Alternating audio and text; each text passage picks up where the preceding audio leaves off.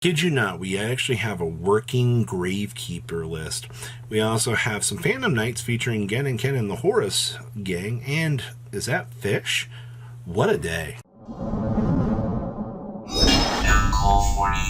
Sure guys, smash the living crap out of that subscribe button so you guys don't miss out on more awesome content. You know, it's just a matter of time until somebody was like, hey, you know, Royal Tributes at 3. You know, we just have to high roll the Necro Valley into the Royal Tribute going first, and we can win. And that's how this deck managed to get 4th place out of its event. Honestly, Gravekeepers, it's I think people kind of underestimate how stupid Necro Valley is as a card. Alright, like, I'm not trying to hype this deck up or anything, but, you know, rolling out a Supernaturalist here, looking at your opponent and going, hey, I just hand wiped you, what are you going to do? And then you back it up with, you know, your entire trap arsenal. I don't think you're winning that. But once again, I mean, you have another case of, did I win said dice roll? Yes or no. If you win that dice roll, gas, gas, gas, like, you're winning the game. Like, it's really that easy. Super Poly in here as a 2 of, I think is fine as well, because you also board in the other one. 41 cards is actually kind of nice. I mean, also playing 1 Desires, 2 Pot of Duality for filtering. Obviously, you know, you do have to be a little bit careful out here with the Spiritualist in terms of, you know, setting up for yield fusion, because you do have the slight confliction with this, but that's not really, I don't think it's that big of a deal, honestly. Like, you should be able to set up relatively easily, and we're also only playing 1 Heretic.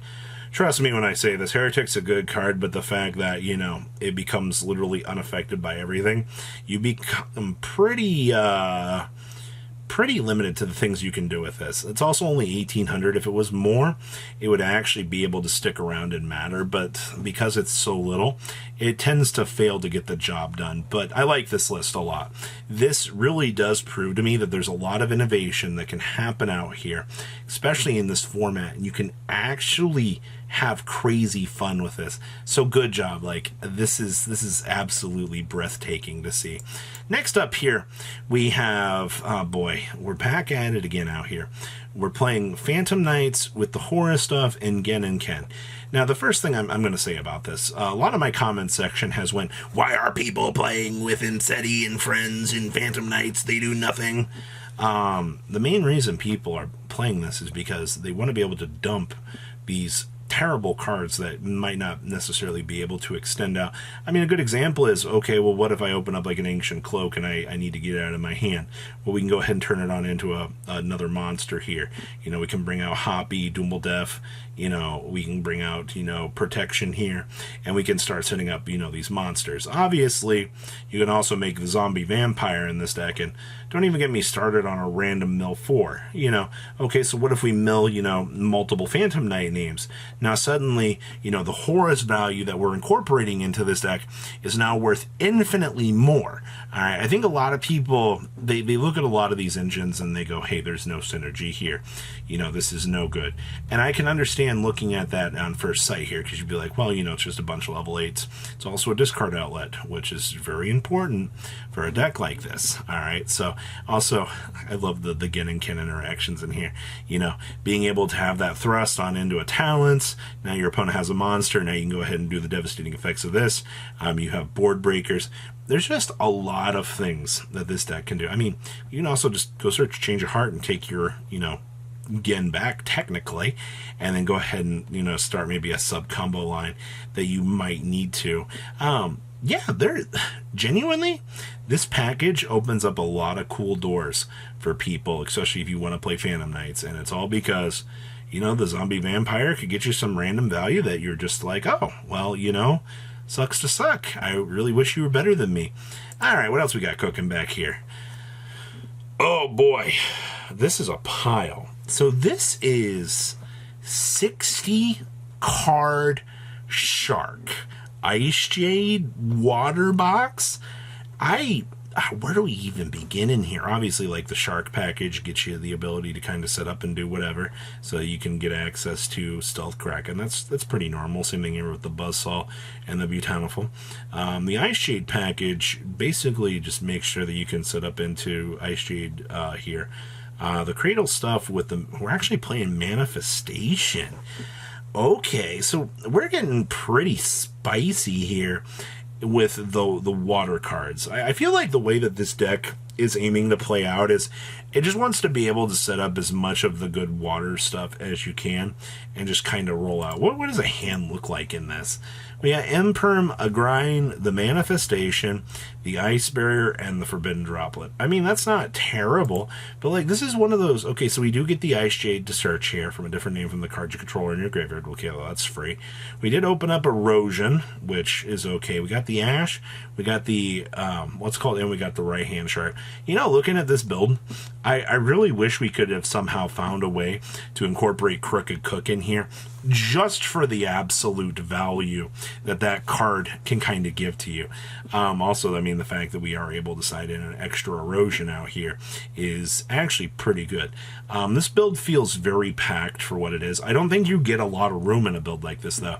Like, especially if you're maximizing your Ice Jade results here, you want to make sure that with the full capitalization of this, that you're going to get the maximum value so that you can play the game.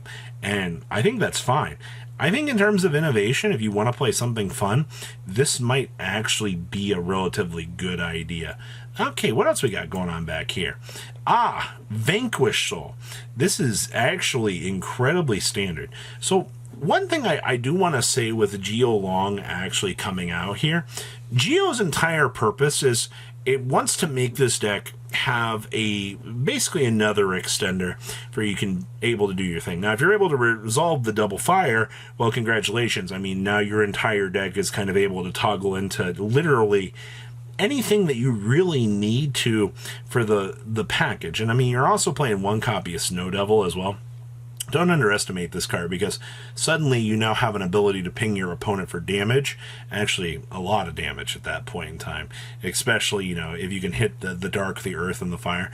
Vanquish Soul is one of those decks that once it kind of starts the little advantage train, it can really detour your opponent in a way that might not necessarily be a really good thing. And of course, we're finally back. It took so long, but somebody is finally playing TC Boo again. Holy moly, man. It has been so long since I have seen TC Boo kind of getting the chance to shine back here again. Absolutely beautiful. I will say, though, in terms of what else we're kind of expecting with this deck, it's still very consistent. It does have issues at certain points. I mean, you don't really have the free Rise Hearts that you had in the past, but now that the deck has Geo, you know, you now have an entirely different game plan for you to kind of get the chance to go down. So I'll take it. I'm also, once again, I want to point back out that TC Boo having a relevant place back in this deck feels really, really good. So are you badass enough to play this deck? Because honestly, you should give this a shot. I think this is one of the best control decks that we still have in modern era Yu-Gi-Oh! And then last but not least, we have some Labyrinth. Just one copy of Arius. Until we get transaction rollback, I don't think the value that we get with Arius is really that good. Now, once transaction rollback rolls around here, then you're going to see Labyrinth become way more interesting in terms of a deck.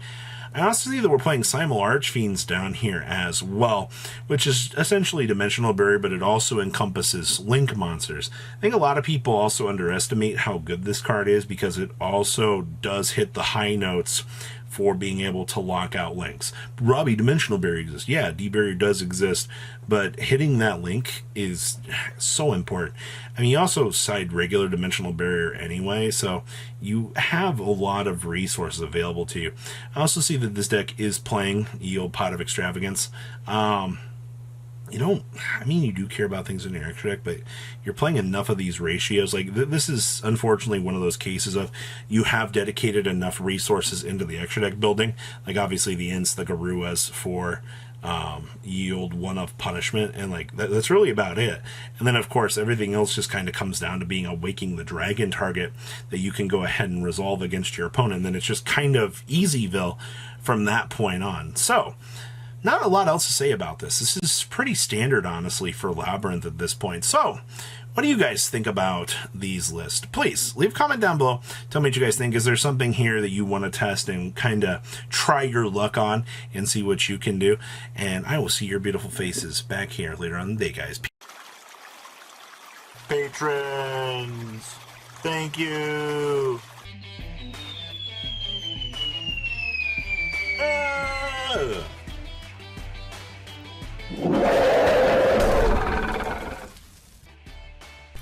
Thank you so much for watching. Check out these other videos.